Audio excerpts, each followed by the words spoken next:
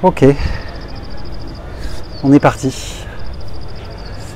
Bon, merci déjà d'avoir accepté ce petit partage, ce petit échange par rapport aux vidéos que je fais.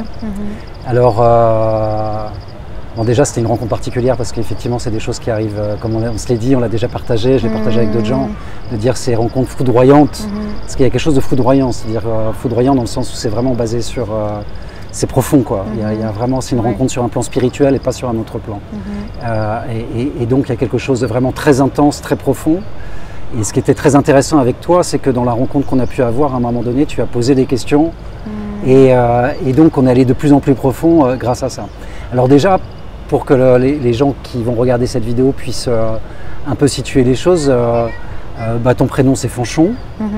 Tu peux dire ce qui a motivé ton voyage en Inde? C'est plusieurs choses. Ce qui a motivé mon voyage en Inde, c'est il y a un côté identitaire parce que du coup ma famille mon arrière-grand-père et mon grand-père viennent d'Inde, donc il y a quelque chose de l'ordre d'un retour identitaire et d'une rencontre familiale dans un héritage.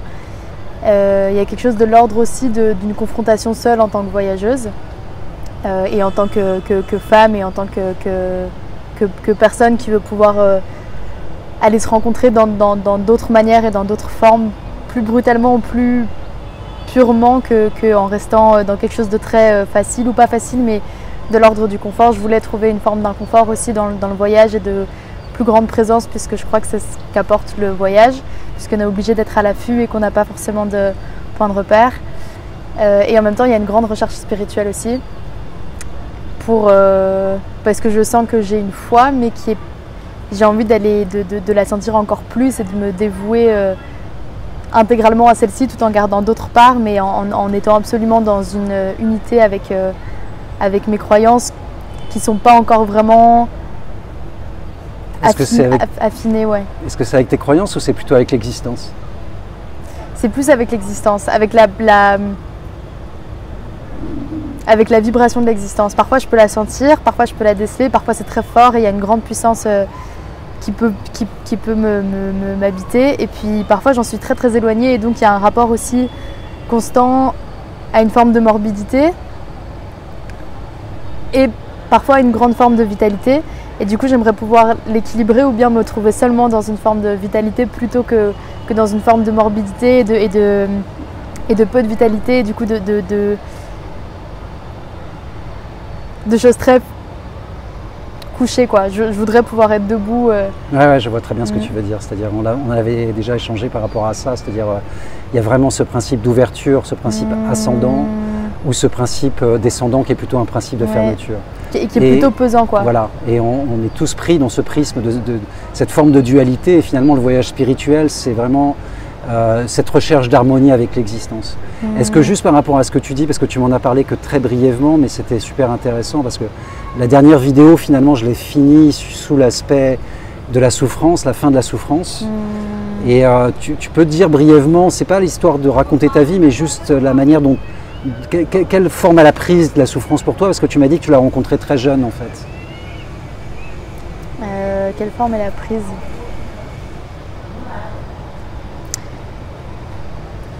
Je crois que j'ai eu beaucoup de questions existentielles depuis que je suis toute jeune, et je me suis beaucoup sentie exclue, et je me suis beaucoup sentie exclue. Je crois que je me suis pas du tout sentie prendre part et être dans un monde qui était le mien, et du coup j'ai toujours été, je pense, contre ou en colère ou à côté de la société, parce que j'avais pas les clés pour la comprendre, ou parce que peut-être qu'il y avait déjà une forme de marginalité, ou en tout cas je me reconnaissais pas et je m'y retrouve pas et je me retrouvais pas. Ouais, je sais pas si c'est suffisamment... Ouais, mais c'est déjà... non, on comprend assez, mais en tous les cas, par rapport à ce que tu m'as partagé avec moi, j'avais l'impression, et ça c'était juste peut-être une information qui était intéressante, c'est-à-dire que c'était pas non plus qu'une souffrance existentielle. Apparemment, il y avait quand même une certaine forme de violence qui était tournée contre toi très jeune, quoi. Hein, c'est ça, hein? Ouais. Ok. Et là, maintenant, ça fait combien de temps que tu es en Inde? Ça fait 1 mois et 1 semaine et demie. 1 mois et 1 semaine et demie. Et du coup, j'ai commencé par un stage une école de yoga pendant 1 mois. Et là, ça fait 1 semaine que je suis plus dans le voyage en Inde parce que je suis moins encadrée par une école, quoi. Et donc, je peux... D'accord.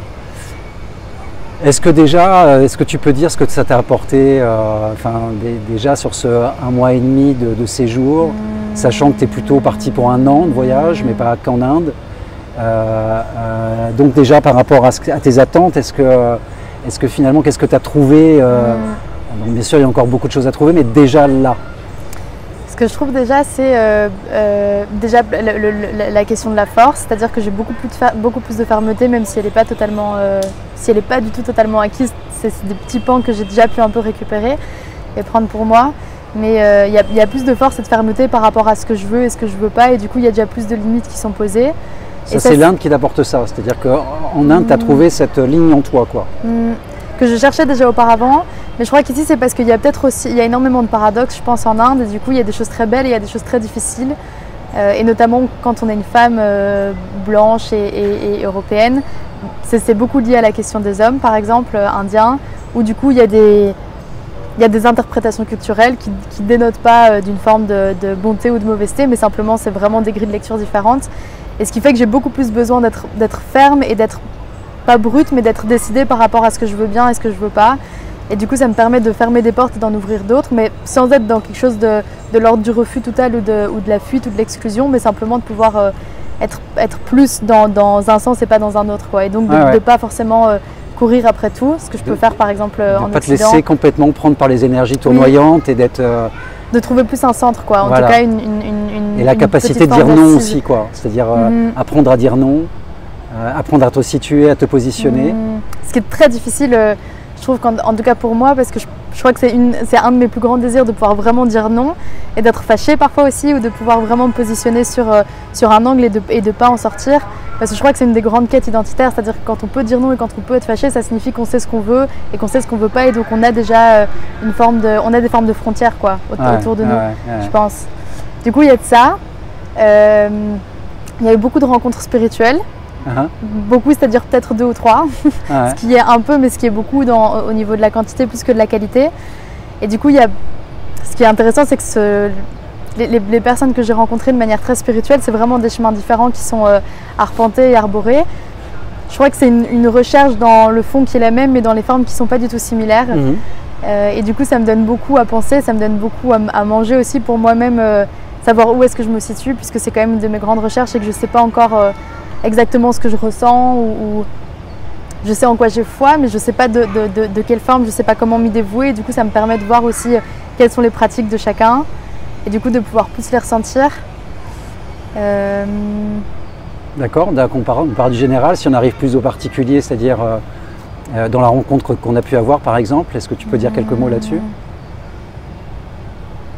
Il y a la question Je crois que chez toi, ce qui m'a énormément touchée, c'est la première conversation qu'on a eue, et d'autres par après aussi, mais ce qui a vraiment été un grand point pour pouvoir te faire confiance et voir le chemin spirituel que tu avais déjà accompli, c'était la question de comment tu étais en gratitude et comment tu étais en reconnaissance par rapport à un événement absolument traumatique qui t'est arrivé, ou pas traumatique mais qui pourrait l'être, et qui est une des plus grandes fatalités de la vie, je pense. Et je crois qu'il y a beaucoup de personnes qui l'auraient pris avec énormément de lourdeur, et je ne sais pas si on est capable. Il y a beaucoup de personnes qui n'auraient pas été capables de relever la tête hors de l'eau après ça et de continuer à nager, et donc potentiellement ils se seraient plus noyés.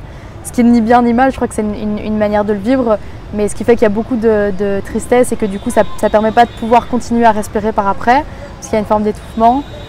Et la manière dont tu me l'as raconté, j'étais beaucoup plus triste que tu ne semblais l'être. En fait, j'avais envie d'avoir de l'émotion et de la compassion pour toi, mais tu m'en demandais aucune, parce que tu l'avais accepté avec le sourire et que tu avais compris ce que ça signifiait, et que tu n'étais pas dans un attachement et dans un contrôle. En fait, tu laissais les choses se dérouler. Et du coup, il y avait de l'humilité aussi par rapport à l'existence vis-à-vis de ça. Et il y avait quand même de la gratitude, parce que c'est pas parce qu'il t'est arrivé quelque chose de négatif qu'on pourrait considérer avec des schémas de pensée comme bien ou comme mal. Par exemple, si on reste dans une forme de dualité très manichéenne, Du coup, tu l'as plus vu comme simplement quelque chose de neutre, quoi. C'est autre chose. Et du coup, il y a de la gratitude aussi parce que c'est comme le fait de donner la vie, c'est reprendre la vie aussi, mais tu es toujours en existence et donc il y a... Et ça, c'est la sagesse en fait. À un moment donné, la sagesse veut dire qu'à un moment donné, tu comprends que tous les événements qui nous arrivent, en fait, ils sont neutres. Tout est neutre. Et c'est nous qui venons mettre une couleur dessus. Oui, bien sûr. C'est notre pouvoir, c'est le pouvoir de l'esprit qui dit à un moment donné, c'est bien, c'est mal, je suis triste, je suis gai. Bien sûr, c'est pas quelque chose au départ qui est volontaire, c'est quelque chose que l'on subit plus, mais à un moment donné, aussi la fin de la souffrance, c'est d'arrêter de se subir. C'est ce que je disais aussi dans la dernière vidéo, et arrêter de se subir, c'est de pouvoir reprendre les rênes de sa vie et à un moment donné, finalement, devenir avoir la maîtrise de ses émotions, non pas de la manière dont elles arrivent, mais de la manière dont la couleur que je vais mettre dessus. Et à partir d'un moment donné, c'est vrai que, en tous les cas, moi, ce que j'ai partagé avec toi, c'était aussi vraiment cette gratitude, parce que oui, j'ai pu transcender et cette transcendance m'a amené à avoir de la gratitude même pour les événements qui pourraient paraître les plus durs et les plus tristes de ma vie. Et il y en a eu un certain enchaînement qui me font aussi voir la loi du karma comme une loi tangible, c'est-à-dire ces espèces de cercles de répétition qui deviennent de plus en plus forts, de plus en plus durs, et on tourne en boucle et l'expérience n'est jamais la même, et finalement au fond elle est toujours la même, et c'est vraiment parce que la vie veut nous apprendre quelque chose et finalement c'est une école. Bien sûr. Ouais, c'était chouette que tu puisses le dire de cette façon-là. J'ai pas spécifié tout à l'heure, mais je pense que c'est important pour les gens qui vont nous regarder et plus te regarder, parce que malheureusement par rapport au micro, je peux pas être avec toi sur l'image, mais j'ai pas spécifié que ta nationalité c'est belge et que ton âge c'est 24 ans. Voilà, que tu as 24 ans et que j'ai plus du double de ton âge. Donc souvent quand on échange aussi à des moments donnés, c'est ça qui était foudroyant, c'est qu'à des moments donnés, on a une profondeur d'échange et tu as une maturité absolument incroyable que j'avais vraiment pas à ton âge. Et donc, même sur les échanges que l'on a, je t'invite aussi toujours un peu quand même aussi à temporiser, parce que déjà tu as compris des choses et tu as une lecture de la vie et une curiosité par rapport à la vie et qui est juste, que moi je trouve assez extraordinaire, assez rare. Qui a fait que, effectivement, je trouve que cette rencontre est foudroyante dans ce sens-là. Et ouais, voilà, je ne sais pas si on a encore, qu'est-ce qu'on pourrait avoir d'autre à partager. Est-ce que tu as d'autres choses à partager avec les gens qui seraient susceptibles de nous regarder ?